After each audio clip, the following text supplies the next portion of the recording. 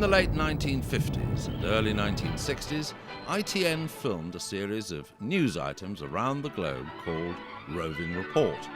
A huge range of topics were covered, and most reports have never been repeated or seen again since their initial broadcast. Strikeforce Entertainment brings you a collection of reports from the 1960s looking at a wide range of railways, from in-depth studies of the main European services to unique and unusual services around the globe, such as Railway to the Moon and the Snow Sing train service in Austria. ITN Roving Report, Railways of the World, the 1960s, is brought to you by Strikeforce Entertainment, which is a must for the train enthusiast.